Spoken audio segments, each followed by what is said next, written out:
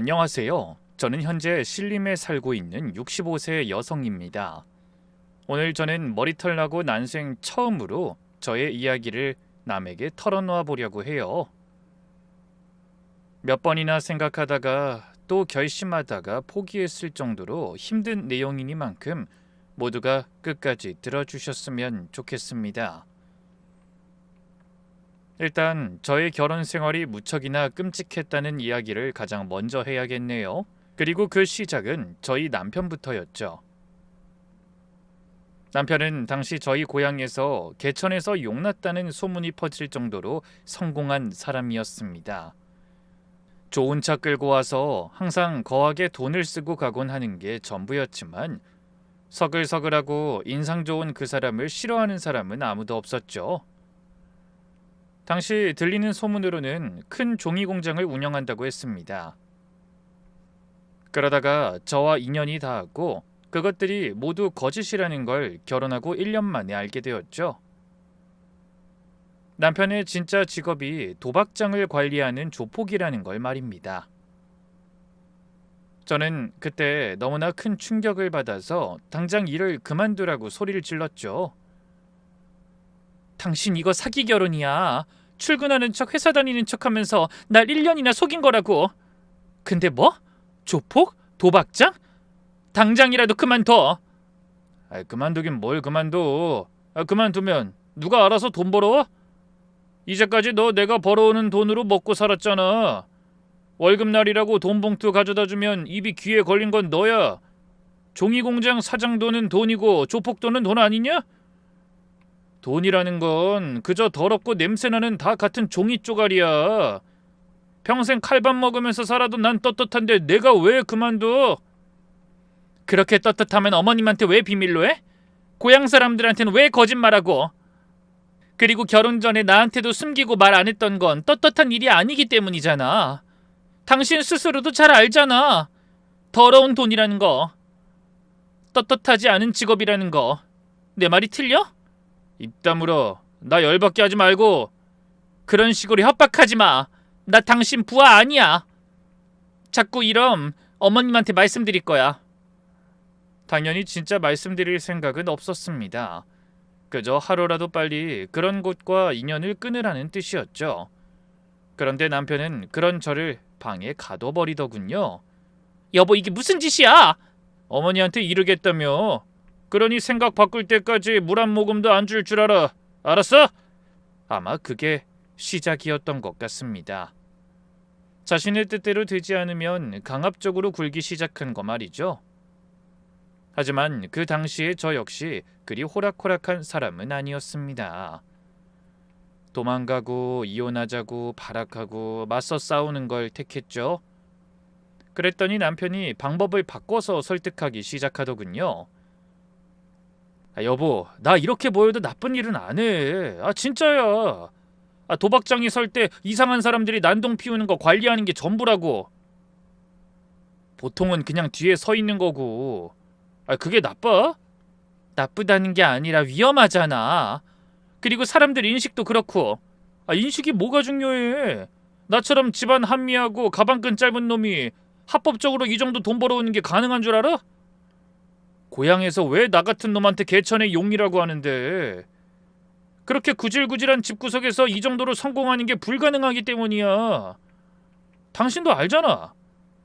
난 내가 불법적인 일 해도 내 마누라 내 새끼 우리 가족 먹여 살릴 수 있다면 얼마든지 해. 왜? 가난이 그것보다 더 지독하니까. 합법적으로 떳떳하게 일해서 뭘 얼마나 벌 수 있는데. 하지만 여보, 나도 이것보다 돈 더 많이 주는 일 있다면 얼마든지 그만둘 수 있어. 왜?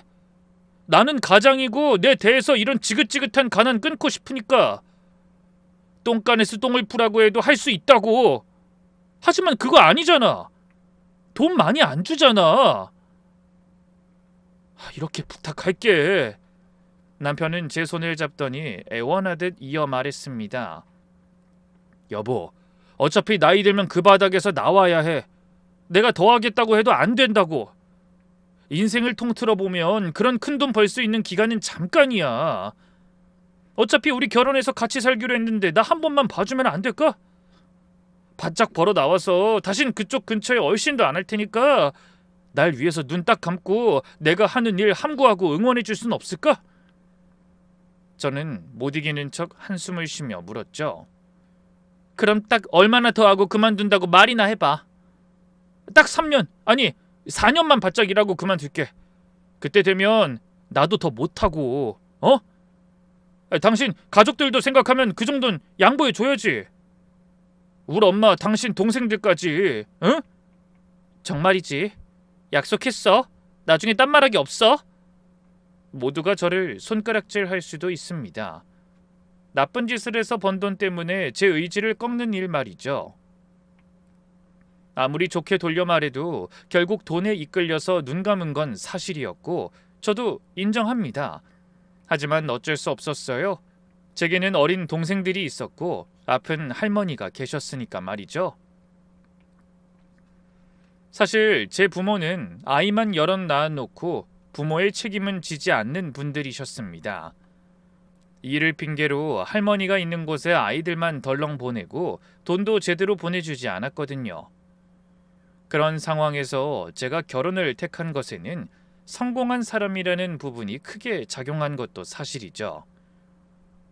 어쨌든 그렇게 억지로 현실과 타협하며 그 결혼 생활을 이어갔습니다. 물론 그게 쉽지는 않았어요. 그중 가장 힘들었던 건 시시때때로 저희 집에 와서 구박하는 시어머니를 참아내야 했다는 거죠. 넌 참 양심이라는 게 있니 없니? 내 아들한테 기생충처럼 들러붙어서 친정으로 돈 빼돌리는 거 보면 참 기가 찬다. 너 이러려고 내 아들 꼬여서 결혼한 거 맞지? 이번엔 또 얼마나 해먹었어? 내 아들 돈 얼마나 빼먹었냐고? 그런 거 아니에요. 제가 나가서 소일거리에서 보낸 거예요. 그게 그거지? 너 친정에 돈 안 줬으면 이 집 생활비로 써야 할 돈 아니야? 어디서 양심도 없이 그 돈이 아니라고 말을 할 수가 있니? 참 뻔뻔하구나. 내 아들만 불쌍하지. 이런 것도 마누라라고 끼고 있는 내 아들만 가여워. 죄송합니다. 앞으로는 주의할게요. 그놈의 죄송합니다 소리는 좀 안 듣고 싶다. 애초에 죄송할 짓을 왜 해? 그냥 드글드글한 너희 친정 식구랑 인연 딱 끊고 살아. 네 동생들이 너 뒷바라지 해준다고 어디 고마워할 줄 알아? 어차피 뚫린 항아리야. 거기에 물 조금씩 넣는다고 해서 채워질 것 같니? 뚫린 항아리에 물 채울 방법은 하나야. 깊은 물에 아예 통째로 담그는 거. 너 그거 할 수 있어? 물은 돈이야. 깊다는 생각이 들 정도로 돈 마련할 수 있냐는 소리고. 못하죠. 하지만 당장 애들 공부는 시켜주고 싶어요. 시어머니는 경악하는 표정으로 절 보더니 몸을 떨더군요. 아우 답답해. 이래서 첫째 딸은 데리고 오는 게 아닌데. 내 아들 고생길만 열렸지. 내 아들 자수성가해서 이만큼 잘 살게 됐는데 여자가 잘못 들어서 다 망하는 건 아닌가 싶다. 죄송합니다. 잘할게요. 됐어. 너 같은 거랑은 애초에 연을 맺지 말았어야 했는데. 우리 아들은 공장 사장인데 넌 뭐야? 줄줄이 동생들 딸린 장녀? 중학교도 겨우 졸업한 주제에 내 아들이랑 결혼을 해? 아이고 내 팔자야. 내 아들 아까워 죽겠네. 내가 우리 아들을 어떻게 키웠는데? 시어머니는 아들 하나 잘 키운 것에 대한 자부심이 넘치는 분이셨습니다.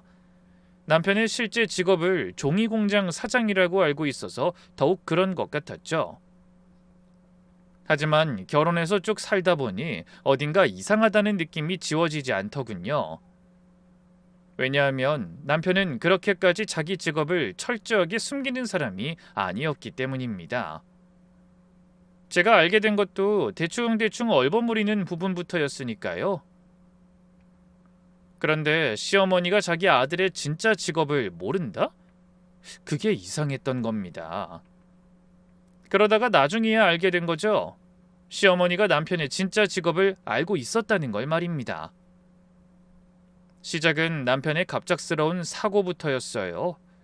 저도 자세히는 모르지만 조직 간의 구역 다툼이 있었다고 했습니다. 싸움이 커졌고 쇠파이프로 머리를 맞았다고 하더군요. 그렇게 병원에서 뇌출혈 수술하고 입원을 해야 했는데 시어머니가 딱히 이유를 묻지 않는 걸 보고 의심했죠. 더구나 그 병원에 조폭이 들락거리는데도 의구심을 품지 않기도 했고요. 거구의 몸에 제대로 가려지지도 않는 문신을 보고도 시어머니는 흐린 눈을 했던 겁니다. 결국 제가 물었죠. 어머니, 솔직히 말씀해 보세요. 알고 계셨던 거죠? 시어머니는 바로 시치미를 떼시더군요. 도대체 뭘 알고 있었다는 거니?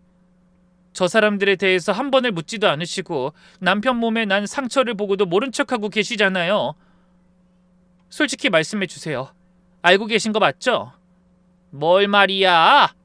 얘가 정말 사람 잡네. 정확히 무슨 소리라는지 말을 해야 알지. 저 사람들이 뭐? 몸집 좀 크고 문신 있는 거? 그게 뭐 어때서?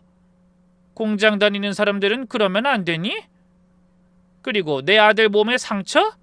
공장에서 일하다 보면 찍히고 다치고 그러는 거지. 어머님, 그걸 말이라고 하시는 거예요? 시어머니는 잠깐 말씀이 없으셨다가 이내 표정을 바꾸셨죠. 그래서 뭐? 내가 알면 지금 상황이 그렇게나 바뀌는 거니? 아시는 거 맞네요? 시어머니는 저를 경멸하듯이 보더니 손가락으로 이마를 툭툭 치시며 말씀하셨습니다. 내 아들이 무슨 일을 하든 난 상관없어. 어차피 넌 기생충이고 빈대고 내 아들 돈 빨아먹는 모기 새끼야. 알아? 그러니까 억울한 척 그런 표정으로 내 아들 비하하지 마라. 그리고 어디 가서 내 아들 직업에 대해서 말하면 그 입을 찢어버리는 수가 있어. 알았니? 정말이지 그런 시어머니의 태도에 소름이 끼쳤죠. 오히려 이제까지 쉬쉬하며 감추려고 했던 게 우습게 느껴질 정도였습니다.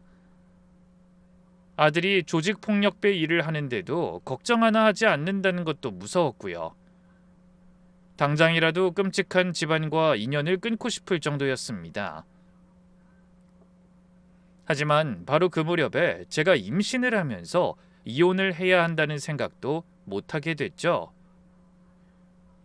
무엇보다 저는 남편이 한 약속에 대해서 믿음이 있었습니다. 남편이 약속한 4년이란 시간이 다가오고 있었으니까요.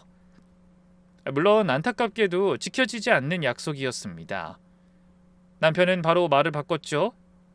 2년만 더. 아이가 생겨서 내가 생각한 돈보다 더 많이 필요해서 그런 거야. 어찌 보면 당신 탓이라고. 내가 당장 돈 못 벌면 당신도 나가서 돈 벌어야 할 텐데 그럴 수 있어? 할게. 나도 일 같이 하면 되잖아. 갓난애 데리고 일을 하시겠다고? 말이 되는 소리를 해. 그리고 우리 어머니 말 틀린 것도 없어. 이제까지 내가 혼자 돈 벌어서 당신 식구들까지 먹여 살렸는데 매번 그만해라 그만둬라. 지겹지도 않아? 아니 애초에 나한테 미안해해야 하는 거 아니야? 그래도 위험하잖아. 올해만 병원 신세를 몇 번이나 졌는지 까먹었어? 난 당신이 걱정돼. 칼을 무서워하는 사람이 요리사가 될 수 있겠어? 피 무서워하는 사람이 의사가 될 수 있겠어? 그러니 병원 무서우면 이 일 못하지. 내가 괜찮다는데 왜 당신만 호들갑을 떨어?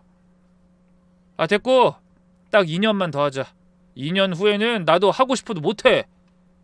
그때 제가 할 수 있는 건 또 다른 약속에 희망을 거는 것뿐이었습니다.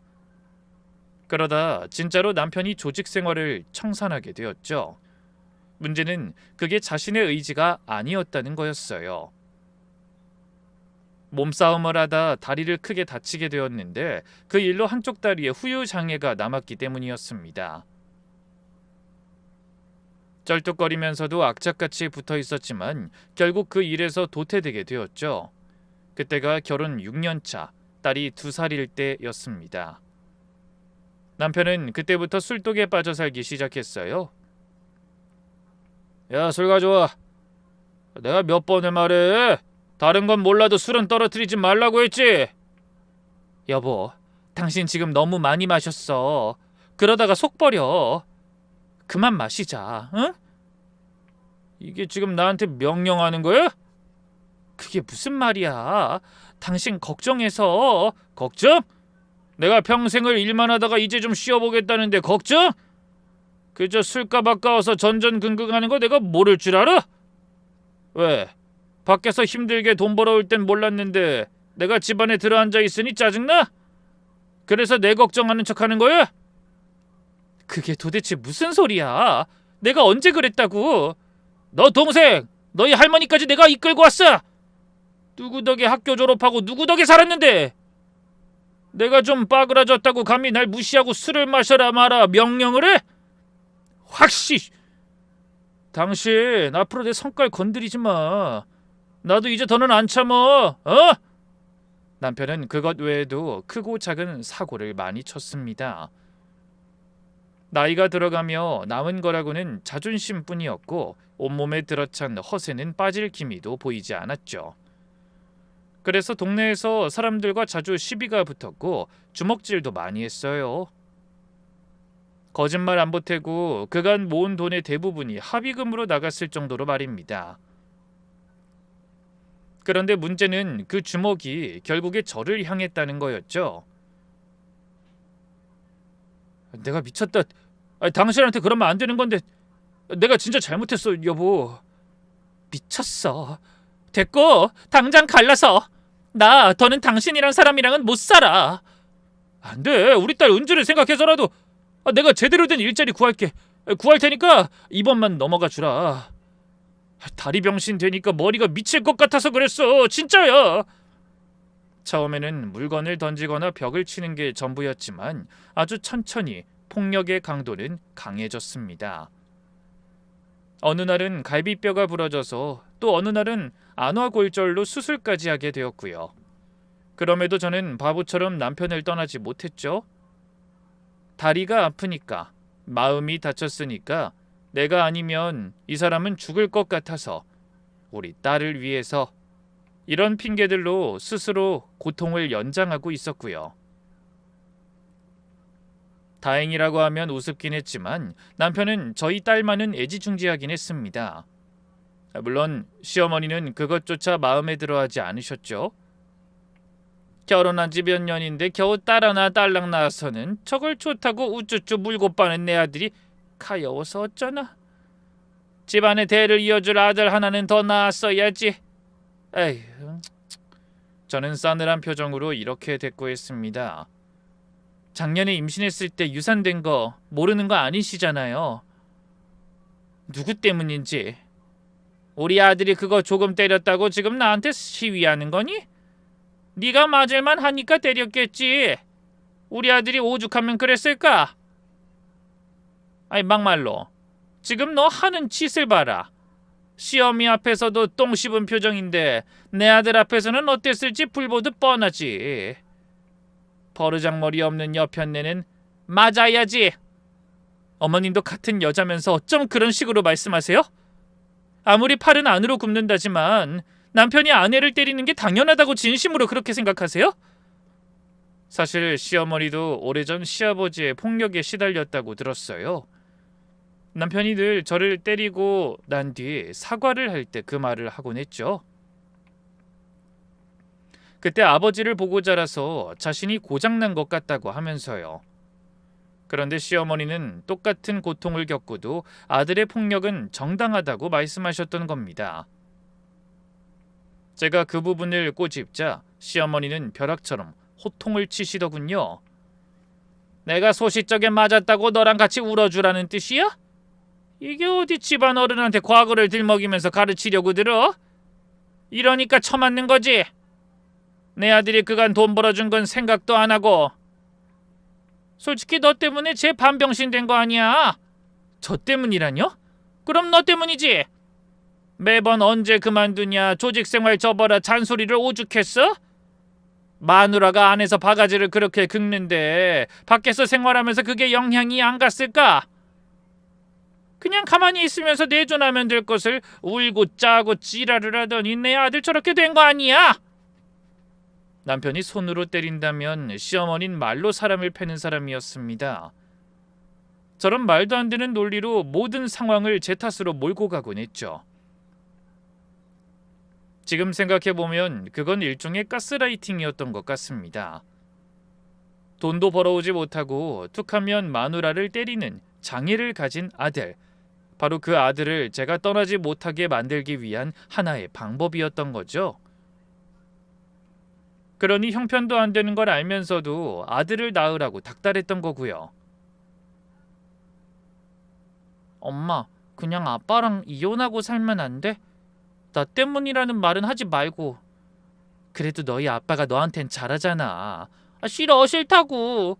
엄마 매번 여기저기 멍들어 있는 것도 싸우는 소리 듣는 것도 싫어. 아빠는 어차피 술만 먹고 돈도 안 벌어오잖아. 그냥 이혼하자, 응? 요즘 주변 애들 부모님 이혼하는 사람 많아.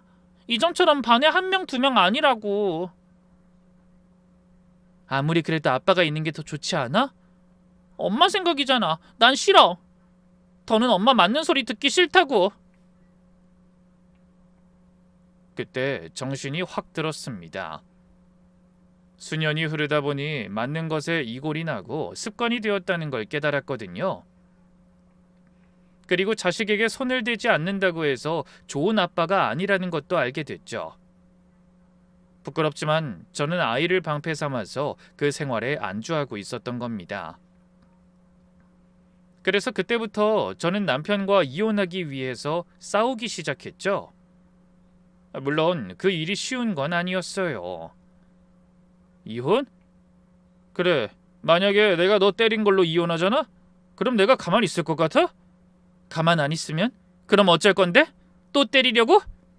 그래, 쳐! 너만 죽을 줄 알아? 너희 동생들까지 싸잡아서 죽이고 교도소 가면 그뿐이야. 내가 못할 것 같아? 다리 하나 이렇게 됐다고 전직 조폭 출신이 그 정도 일도 못할 것 같냐고? 미친놈. 결국 그 짓거리를 못 벗어나는구나. 조폭도 10년 전 일이야. 언제까지 거기에서 빠져나오지 못하고 살 거야? 언제까지 허세 떨면서 살 거냐고. 주먹질하는 건 쉽지. 근데 힘이 있어도 참는 건 어려워서 못하니? 도대체 언제 철들고 정신 차릴 건데? 어? 제가 소리를 지르니 남편의 눈이 뒤집혔습니다. 보통 그 정도가 되면 도망가거나 피해야 했지만 그날만은 제대로 맞붙었어요. 깨물고 핥히고 악을 쓰고 물건을 집어던지며 반항했죠.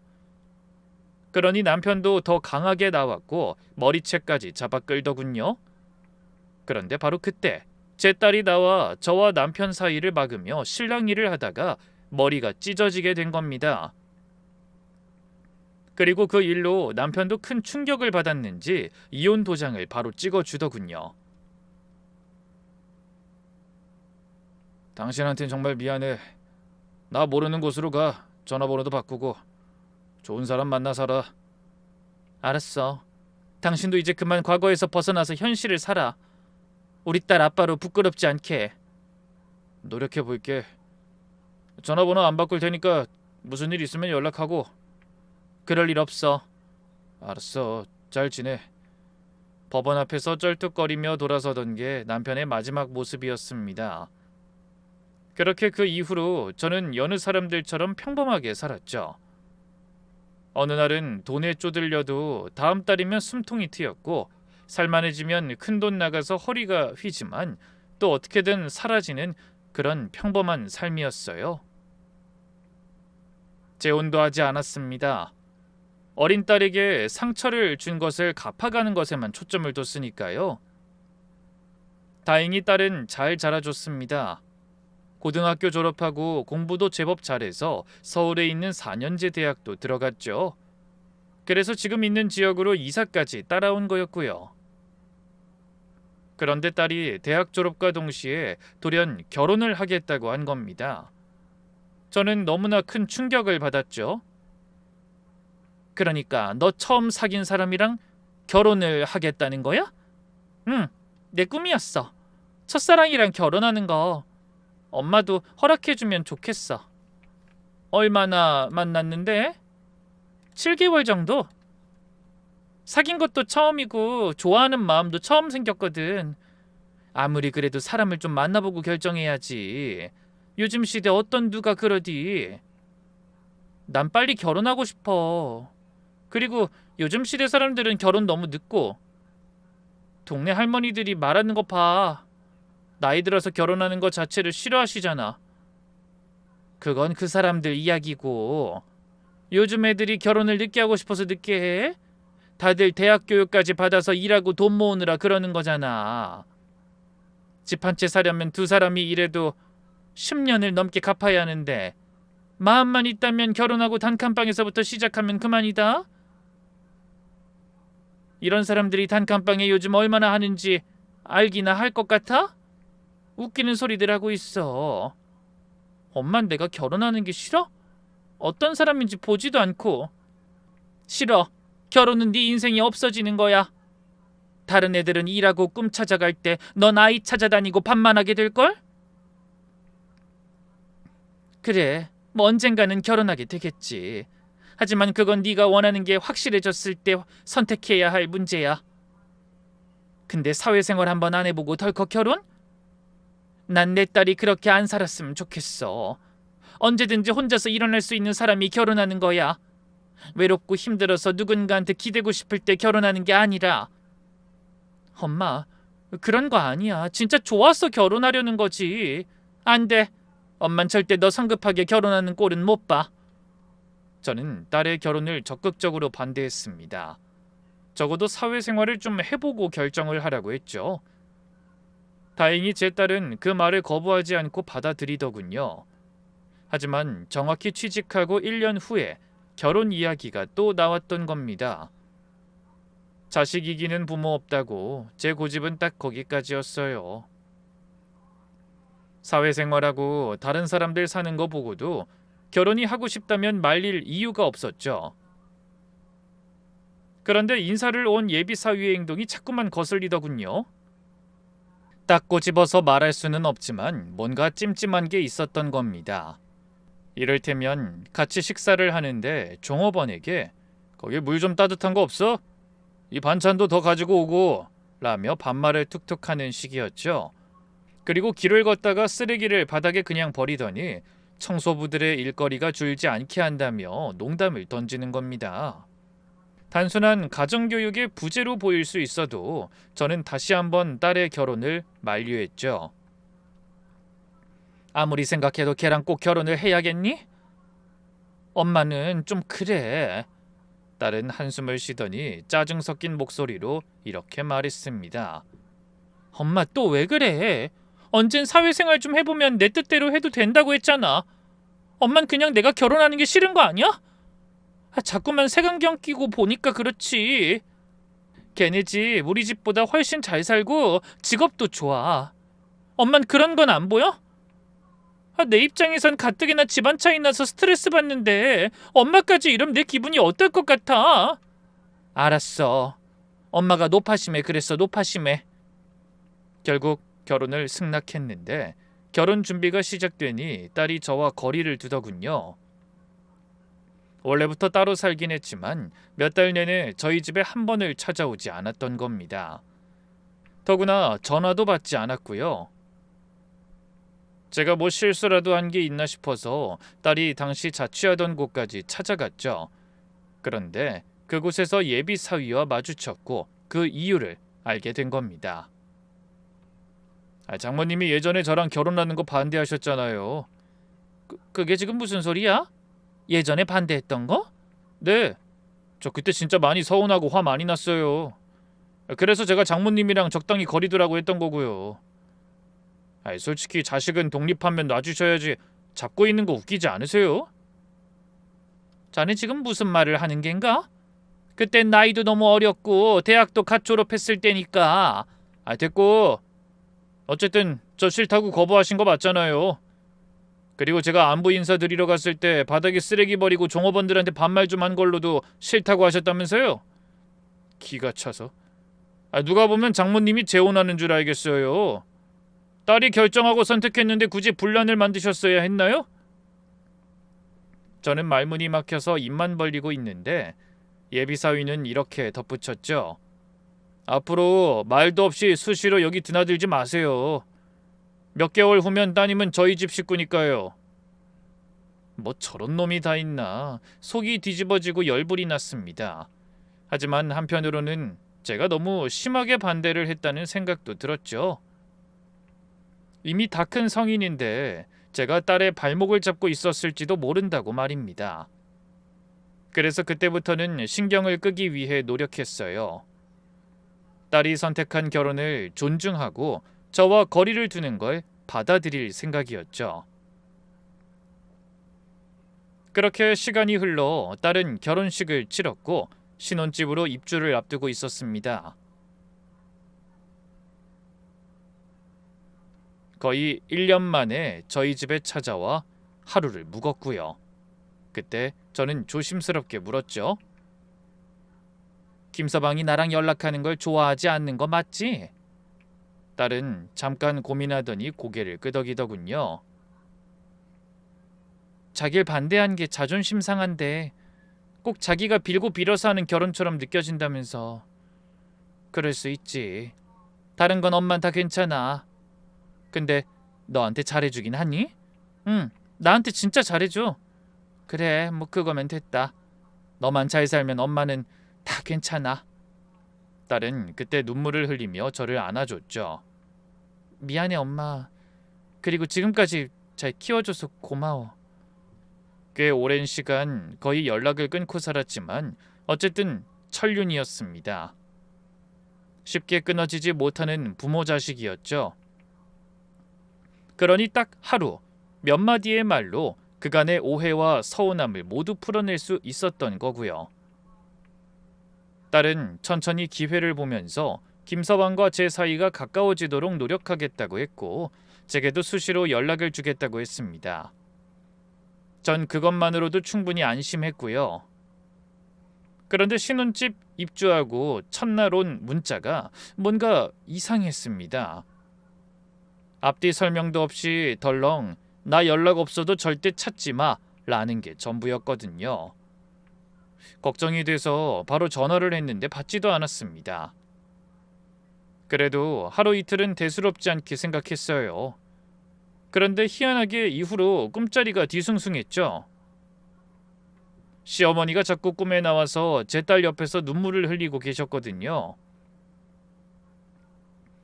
남편과 이혼하고 나서 단 한 번도 꿔본 적이 없는 시어머니 꿈인데다가 심지어 평생 우는 모습을 보인 적이 없는 분이었습니다. 실제로 자기 아들이 칼에 찔려서 생사를 오갈 때에도 덤덤하게 수술실 앞을 지키곤 하셨죠. 그래서 혹시 하는 마음으로 남편에게 전화를 하게 된 겁니다. 그리고 그때 알게 되었죠. 어머니 돌아가셨어. 오늘 발인인데 한번 올래? 혹시나 살면서 한 번은 연락이 오지 않을까 싶어서 연락처도 바꾸지 않았다고 하더군요. 처음에는 싫다고 거절을 했는데 남편이 간곡하게 부탁해서 그곳을 찾아갔습니다. 오랜만에 본 남편의 얼굴은 폭삭 늙어 있더군요. 여전히 산만한 덩치와 어울리지 않는 문신은 그대로였지만 눈에 가득했던 도끼는 사라졌고 머리에는 흰 백발이 성성했죠. 당신 많이 늙었네. 고생 많이 했나 봐. 당신이랑 내 딸한테 지은 죄 그 값을 받았다고 생각해. 당신은 그대로야. 주변 지인과 친척들에게 들으니 시어머니는 오랜 시간 치매를 앓고 계셨답니다. 저놈이 고생 좀 했지. 치매 걸려 아들을 아주 죽도록 팼어. 어머님이 저 사람을 때렸다고요? 며느리랑 손녀 돌려내라고 죽도록 때리고 또 때리고 심지어 자고 있는데 빈병까지 던져서 피를 철철 흘리고 난리도 아니었다고. 그러니 주변 사람들이 죗값 제대로 받았다고 하지. 저런 노모를 모시며 똥 치우고 수발 들고 저 성치도 않은 몸으로 공사판까지 기웃거렸잖아. 자네 그렇게 딸 데리고 떠나고 1년인가 2년 만에 치매가 왔지? 시어머니가 죽기 전에는 저와 딸을 전혀 기억하지 못하셨다고 하더군요.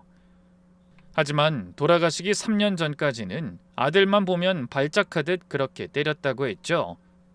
마치 저의 복수를 대신해 주는 것처럼 말입니다. 아무래도 그런 말을 들으니 더는 미워할 수가 없더군요. 그렇게나 내 아들 하던 분이 그러셨으니 어쩜 제게 미안한 마음이 조금은 있었나 보다 하는 생각에 말이죠. 그런데 오히려 그 이야기를 듣고 나니 더욱 기분이 찜찜해졌습니다. 갑자기 꿈에 나와서 제 딸을 보고 우는 시어머니의 모습이 영정사진과 겹치니 이루 말할 수 없는 불안감이 엄습해왔죠. 그래서 저는 큰맘 먹고 그 자리에서 김서방에게 전화를 걸었어요. 장모님 어쩐 일이세요? 제가 전에 충분히 좋게 말씀드린 것 같은데. 미안하네. 그때 결혼 반대한 거 사과도 하고 싶고 나도 자네랑 잘 지내고 싶어서 그래. 저는 일단 저자세로 나가며 슬쩍 떠보려고 다시 물었죠. 혹시 제대로 사과하고 싶은데 한번 찾아가 봐도 되나? 주소는 알고 있는데. 아니요. 솔직히 사과는 받고 싶은 사람이 있을 때나 하는 거고 받을 마음이 없으면 사과가 아니라 강요죠. 전 결혼해서 새 가족을 꾸린 건데 끼어드시면 곤란해요. 제 인생 계획에 장모님은 없어요. 혹시나 나이 들어서 자식한테 노후를 부탁하는 그런 양심도 없는 부모는 아시잖아요. 저 더 실망하게 하지 마세요. 장모님, 안 그래도 돈도 못 벌어오고 모아둔 돈도 없는 여자 품어주는 게 저인데 찾아와서 저 자극하지 마시라고요. 아셨어요? 일방적으로 전화가 끊겼는데 김서방의 말 속에서 딸을 무시하는 게 느껴졌습니다. 마치 자신이 데리고 살아준다는 것 같은 말투, 그리고 공격적인 반응까지. 다른 건 몰라도 남편에게 오랜 세월 맞고 산 저는 그게 위험 신호로 받아들여졌죠. 그래서 그 다음 날 바로 딸의 신혼집을 찾아갔습니다. 정확히 딸과 연락이 끊긴 지 일주일 만이었죠. 현관문 너머 인기척이 느껴져서 초인종을 몇 번이나 울리고 문을 두드렸습니다. 한 10분, 15분 정도 그랬을까? 슬쩍 문이 열리며 딸의 얼굴이 보이더군요. 동시에 저는 발작을 하며 뒤로 넘어갔죠. 엄마, 여길 왜 왔어? 너 이거 뭐야? 맞은 거지? 피멍 일주일 정도 됐구나, 그치? 딸의 얼굴은 만신창이었습니다. 멍은 시간이 지나면서 서서히 색깔이 변하는 걸 제가 알고 있었기 때문에 확신할 수 있었죠. 딸은 넘어진 거라고 변명을 했지만 전 그런 딸의 눈을 보고 다시 경악하고 말았습니다. 그 인간이 목을 졸랐니? 그래? 아니야, 엄마가 뭘 한다고. 실핏줄 터졌잖아. 내가 모를 거라고 생각해? 이 엄마가? 도대체 왜 이걸 그냥 참고 있어? 저는 그 자리에서 울음을 터뜨렸죠. 딸 팔자가 엄마 팔자 닮아간다더니 제 젊은 시절과 딸의 얼굴은 놀라울 정도로 똑같았던 겁니다. 가슴이 갈기갈기 찢어지는 것 같은 고통을 느꼈죠. 안 된다. 너만은 이렇게 살면 안 돼. 당장 갈라서고 우리 집 가자. 응? 그런데 딸은 제 손을 뿌리치더니 이렇게 말했습니다. 엄마가 뭘 알아? 그 사람 원래 이런 사람 아니야. 진짜 좋은 사람이란 말이야. 아빠랑은 달라. 잠깐 화가 나서 내가 분위기를 좀 이상하게 만들어서 그런 거라고. 너 중학교 다닐 때 엄마한테 했던 말 잊었어? 고작 중학생일 때도 너 알았어. 내 결혼이 잘못된 거라는 걸. 이 엄마도 모르는 건 넌 알았다고.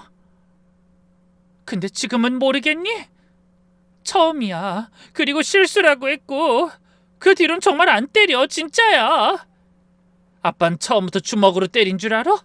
소리 지르고 물건 던지고 그러다가 뺨 한 대 올려치고 내가 넘어가는 순간 더 크게 오는 게 가정폭력이야. 너도 알잖아. 아니라고. 아빠랑은 다르다고.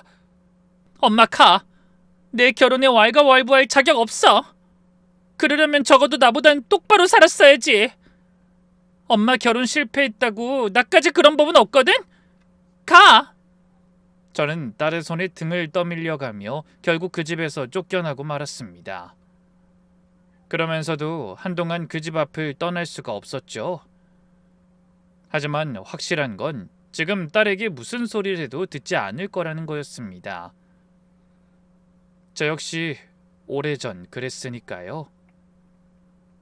제가 떠나면 이 사람 불쌍해서 어쩌나 하는 동정심에 내가 이 사람을 변화시킬 수 있다는 오만함까지 가지고 있었죠. 그리고 전 그날 제가 생각했던 모든 감정을 후회했습니다. 모든 게 저 때문에 벌어졌다고 판단했죠. 내가 미친년이지. 내가 진작에 그 집을 떠났어야 했는데 내 딸이 나처럼 살게 되다니. 솔직히 그때를 생각하면 모든 게 끔찍했지만 가장 최악이었던 것은 아무것도 할 수 없는 무력감이었습니다. 그저 제가 하는 거라고는 그 집 주변을 빙빙 도는 게 전부였죠. 행여나 김서방에게 들킬까봐 누가 오면 계단으로 숨고 기둥 뒤에 숨어서 딸의 얼굴을 살폈고요. 그렇게 근 한 달 정도의 시간이 흘렀을 때 딸에게서 연락이 왔습니다. 엄마, 미안해. 엄마처럼 살기 싫었고 엄마가 반대하는 결혼해서 실패했다는 거 인정하기 싫었어.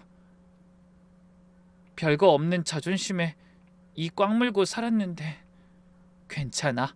엄마는 다 이해해. 엄마, 나 아무래도 안 될 것 같아. 이혼하고 싶어. 당장 이혼할래. 엄마가 데리러 갈게. 조금만 기다려. 알았지? 발등에 불이 떨어진 것처럼 딸 집으로 갔더니 딸은 제대로 걷지도 못하는 상태였죠. 들어보니 떠밀리며 뒤로 넘어졌는데 수납장에 박아 꼬리뼈에 금이 갔다는 겁니다. 통증이 큰지 고개를 드는 것도 허리를 펴는 것도 힘들어서 끙끙거리는데 병원에서도 움직임을 제한하는 것 말고는 별다른 방법이 없다고 했죠. 그래서 약만 받아들고 저희 집에 데리고 와서 쉬게 했어요. 그런데 반나절이 채 지나지 않아 김서방이 저희 집으로 쳐들어온 겁니다. 장모님, 제가 그때 경고했죠. 저희 결혼 생활에 끼어들지 말라고. 나 자극하지 말라고. 자네 미쳤나? 내가 모를 줄 알아? 내 딸한테 손찌검이나 하면서 뭐가 그리 당당해? 사위는 제 말에 안색이 차갑게 바뀌더니 픽하고 비웃었죠. 맞을 짓 해서 좀 때렸습니다. 왜요? 그러게 자식 교육을 잘 시키셨어야지. 얼마나 엉망이면 남편 말에 순응하는 법이 없고 온종일 떽떽거릴까요? 됐고, 더는 장모님이랑 할 말도 없고 말도 섞기 싫으니까 얼른 내 와이프 내놓으세요. 저 방이죠? 저는 사위를 막아섰지만 힘으로 밀고 들어오며 소리를 지르더군요. 여보, 당장 안 일어나? 어디서 엄살을 피워? 일어나, 집에 가게. 자네 자꾸 이러면 경찰에 신고할 거야? 좋은 말로 할 때 돌아가. 어디 해보세요. 저희 어머니의 사촌의 아들이 판사거든요. 어디 잡아넣어 보시라고. 하여튼 물지도 못하는 개새끼들이 짖기는 오지게 짖지. 당신이 뭘 할 수 있는데? 차라리 날 죽여. 내 딸을 위해서 나 죽을 수도 있어. 됐니? 참, 그 애미 그 딸이라더니 하는 짓이 어쩜 그렇게 똑같은지. 진짜 죽여줄까요? 사위는 제 멱살을 움켜잡더니 벽으로 밀더군요. 제가 손을 써서 할퀴고 발버둥 쳤지만 아무렇지 않다는 듯 웃기만 했죠. 이때 딸이 엉거주춤한 자세로 나오니 그제야 힘을 풀더군요. 이러고도 당신이 사람이야? 어떻게 우리 엄마한테 이럴 수가 있어? 이혼해. 제 딸이 오열을 하자 사위는 그걸 비웃었습니다. 이혼? 미쳤어? 난 이혼 절대 못해. 그리고 경찰? 소송? 그런 걸로 우릴 갈라놓을 수 있을 것 같아? 당신은 내 거야. 나한테서 벗어나는 방법은 딱 두 개야. 내가 죽거나 당신이 죽거나 둘 중에 하나야. 어디 한번 골라봐. 아, 근데 장모님도 무사하진 못할 거 알아두고. 사위는 제 딸을 강제로 끌고 가려고 하더군요. 저는 소리 지르고 발을 잡고 매달렸죠. 그 와중에 저희 집 이웃이 신고를 하면서 경찰이 와 상황이 종료되었습니다. 그런데 사위가 경찰에 잡혀갔음에도 불구하고 바로 풀려났다는 게 문제였죠. 딸은 공포에 몸을 떨었습니다. 그 인간이 진짜 날 죽일 거야. 엄마한테도 똑같이 그랬잖아. 미친 인간이야. 아니야, 말만 그러는 거야. 그런 인간들 진짜로 해코지는 안 해. 엄마가 더 잘 알지. 그 사람은 아빠랑은 결이 달라. 엄마가 생각하는 것보다 더 위험하다고. 확실히 딸의 말은 일리가 있었어요. 저 역시 사위와 제 전남편이 다르다는 걸 느꼈죠. 전남편의 폭행은 자신이 장애가 생긴 것에 대한 절망과 무시를 당한다는 자격지심에서 비롯되곤 했습니다. 하지만 사위는 딸을 조종하고 복종시키며 자신의 힘을 과신하고 싶어 한다는 게 달랐죠. 폭행의 결이 다르다고 비교하는 것도 우습긴 하지만 전자가 훨씬 위험한 건 사실이었습니다. 그래서 딸은 차라리 자신이 참고 살겠다고 하더군요. 내가 비위를 좀 맞춰주고 떠받들고 그러면 어떻게든 살 순 있을 거야. 그걸 말이라고 해? 아니, 엄마 너 절대 그놈 손에 안 넘겨. 알아? 그럼 어쩌려고? 무슨 방법이 있어? 이혼한다고 소송만 걸면 눈 돌아서 무슨 짓을 하게 될지 몰라. 엄마 목도 조르는 인간이 무슨 짓을 못하겠냐고. 예전에 나 처음 때리고 그 인간 자기 몸에 기름까지 부었어. 불타서 죽어버리겠다고. 그런 놈이야. 그니까 우리 여기까지만 하자. 응? 내가 판 무덤에 엄마까지 끌고 들어가기 싫어서 그래. 저마저 잃으면 견딜 수 없을 거라며 딸은 그 지옥으로 다시 들어가려고 했습니다. 하지만 제 생각은 그와는 달랐죠. 이런 생각이 어리석다는 건 알지만 그땐 그게 유일한 정답이라고 생각했어요. 그건 바로 사위를 약올리고 싸우면서 제대로 맞을 계획이었던 겁니다. 피가 터지고 갈비뼈가 몇 대 나가면 쉽게 경찰서에서 빠져나올 수 없을 거라고 판단한 거였죠. 그렇게 사위를 다시 한번 마주친 날, 전 일부러 악을 쓰며 소리를 질렀습니다. 밖에선 기도 못 펴는 하등한 것들이나 집에 와서 마누라 잡는 거야. 알아? 내가 너 처음 봤을 때부터 그 말라 비틀어진 몸뚱어리 보고 질색을 했었어. 허우대만 멀쩡하지 제대로 남자 구실 못하는 인간이니 여자한테나 손 올리는 거 아니겠나? 장모님, 선 넘지 마시고 입 다무시죠. 장모님? 그 썩은 내 나는 입에서 장모 소린 하지도 마. 별것도 없는 주제 선을 넘지 마라. 자극하지 마라. 요구만 줄줄. 그러니까 자네가 그러고 사는 거지. 까놓고 말해서 자네 돈을 많이 벌기라나 뭐라나. 다 부모한테서 나온 돈. 그것도 부모 때려서 가지고 온 거 아닌가 몰라. 마누라도 때리는데 부모라고 안 때릴까? 지금 말 다 했어? 아주 이 할망구가 미쳤네. 미쳤다. 미쳤으니까 어디 한번 때려봐. 그 뼈다구로 치면 또 얼마나 아프다고. 사위는 저를 때리는 대신 집안에 물건을 던지더군요. 하지만 저는 깡따구는 있었습니다. 눈 하나 깜짝하지 않고 같이 던졌어요. 딸은 울면서 그만하라고 했지만 멈추지 않았죠. 내 딸한테 손끝이라도 대면 내가 너 먼저 죽일 거야. 알아? 이 할망구가 진짜 미쳤어? 뭘 잘못 먹었어? 그래, 오늘 너 죽고 나 살자. 내 딸 위해서 난 뭐든 해. 알아? 결국 저는 참지 않고 사위에게 물건을 던졌습니다. 그랬더니 사위가 저를 진짜로 공격하기 시작하더군요. 싸움을 많이 해본 건 아닌지 마구잡이식 발길질이 전부였지만 이길 수는 없었습니다. 그리고 결국에는 힘에 밀려 밖으로 쫓겨나고 말았죠. 안에서는 딸이 우는 소리가 들렸고 동네 사람들도 나왔지만 그 누구도 도움을 주지 않았습니다. 그리고 그때 전 남편을 떠올렸죠. 당신 딸 지켜. 나랑은 이혼했지만 당신 딸은 지키라고. 아빠 노릇 똑바로 하란 말이야. 전화로 소리를 빽빽 지르고 끊었는데 얼마 후 전 남편이 온 겁니다. 뒤늦게 경찰도 나타났지만 전 남편이 제게 말하기도 전에 이렇게 말하더군요. 별 문제 없습니다. 가정에서 벌어진 건 가정에서 해결하는 거죠. 네? 아니 그래도 신고가 들어왔는데. 별거 없으니까 가셔도 됩니다. 어차피 훈방으로 풀어주실 거 아닙니까? 한참 실랑 이후 경찰이 돌아가니 저는 전 남편에게 바로 따졌죠. 당신 미쳤어? 나 지금 맞은 거 안 보여? 돌아가라니? 별일 아니라니? 내 딸도 맞았어. 그런데 바로 그때 전 남편의 눈에 살기가 가득 찼습니다. 목에 핏줄이 서고 주먹을 쥐었다가 폈다가 반복했죠. 제가 뭘 하려고 이러냐고 했더니 남편이 이러더군요. 내가 해결해야 되는데 경찰이 끼면 안 돼. 폭력? 그건 더 큰 폭력으로 다스리는 게 최고야. 내가 살아왔던 그 바닥에선 그랬어. 신고는 나중에 하자고. 설마 때리려고? 당신 아직도 그 버릇을 못 고치고 미쳤어? 두고 봐, 내 말이 틀린지 아닌지. 실제로 남편은 그대로 집 문을 두드려 안으로 신발을 신고 들어섰습니다.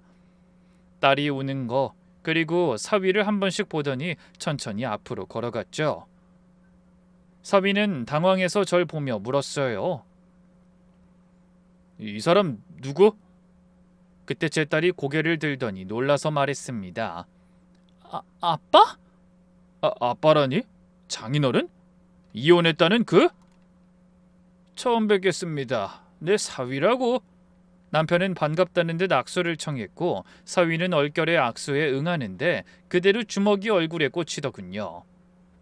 저와 딸은 비명을 질렀습니다. 이윽고 사위는 코피를 좔좔 쏟았죠. 아 이게 무슨 짓입니까? 내가 누군지 알아? 우리 엄마랑 아빠가 누군지 아냐고? 당신 이거 폭행이야. 경찰 불러. 이거 완전 또라이 아니야? 아프니 아가야. 근데 왜 내 딸을 때렸어? 어떻게 때렸어? 뭐 이렇게? 남편은 김서방의 안쪽 배를 후려치며 묻고는 머리채를 들어 올려 뺨을 때리며 또 물었죠. 어때? 뭐 이렇게? 이건 어때? 뭐 이렇게 때렸나? 퍽퍽 때리는 소리와 함께 이내 김서방이 비틀거리며 주저앉았습니다. 하지만 그 도끼는 빠지지 않았는지 악을 쓰며 소리를 질렀죠. 당신 진짜 미쳤어. 우리 엄마 사촌의 아들이 판사야. 당신 큰 실수했어. 당신 따위는 그냥 바로 법정 최고형 받게 해줄 수 있다고 알아? 이때 남편은 여유롭게 웃으면서 대꾸했습니다. 넌 참 가진 게 많은 것 같네.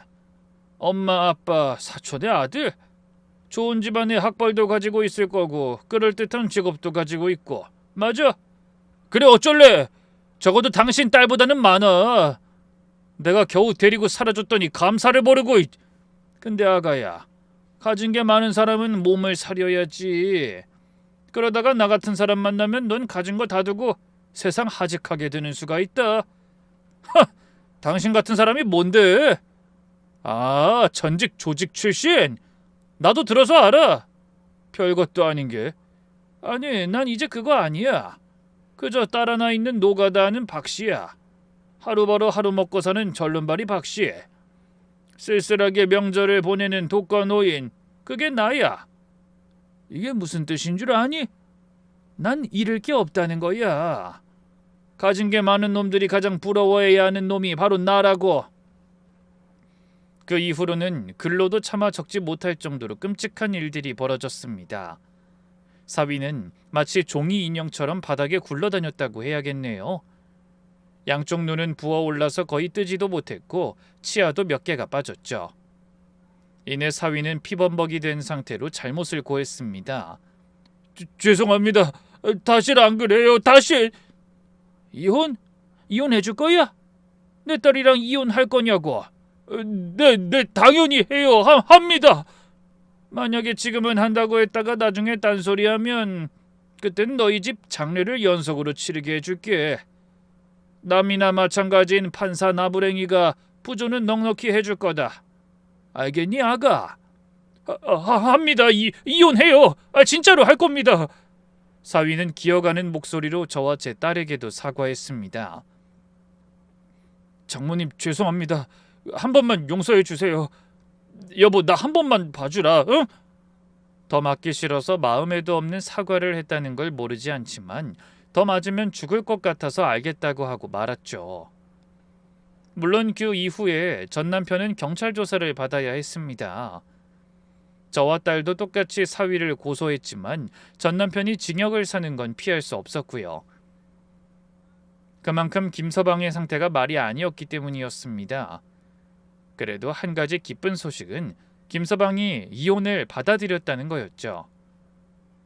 나중에라도 군말할 줄 알았더니 제대로 꼬리를 내리고 제 딸 근처는 얼씬도 하지 않고 이혼 도장을 찍어줬어요. 그렇게 판결이 나기 전 그 사람이 저와 제 딸을 불러서 밥을 먹이고는 저희 앞에 무릎을 꿇었습니다. 나 때문에 정말 미안해. 당신한테 내가 무슨 짓을 했는지, 내 딸에게 무슨 짓을 했는지 너무 늦게 깨달았어. 그리고 딸아, 못난 애비 만나서 너까지 이런 경험을 하게 했다. 마지막까지 이런 모습만 보인 게 너무 부끄럽지만 내가 할 수 있는 게 이것뿐이라 미안하다. 전 남편은 바들바들 떨더군요. 그러자 제 딸이 그 사람의 손을 잡아줬죠. 방법은 틀렸어. 그래도 예전엔 엄마를 다치게 하려고 했던 거잖아. 근데 이번엔 우리를 지키려고 한 거고. 덕분에 이 지옥에서 벗어난 건 사실이야. 고마워, 아빠. 아빠?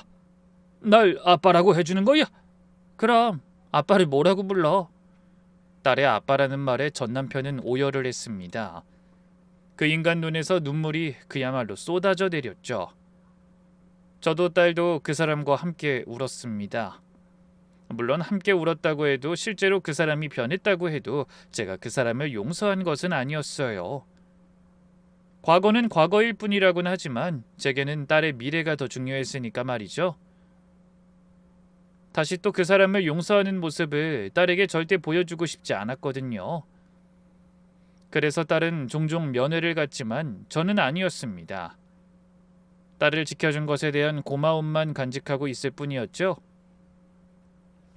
그러다가 최근에 딸이 그러더군요. 사실 이혼하고 얼마 안 가서 새로운 사람 만났어. 지금까지 2년을 넘게 봤고. 2년을 넘게 만났다고? 엄마한테 말도 안 하고? 응. 확신이 없어서 오래오래 곁에서 봤고 이제 확신이 생겨서 결혼할 생각이야. 이번엔 정말 신중하게 생각하고 만난 거야. 당연히 결혼해서도 일 계속 할 거고. 그래? 그럼 됐다. 우리 딸이 확신이 생겼다면 엄마 믿어. 근데 나 결혼할 때 아빠 불러도 될까?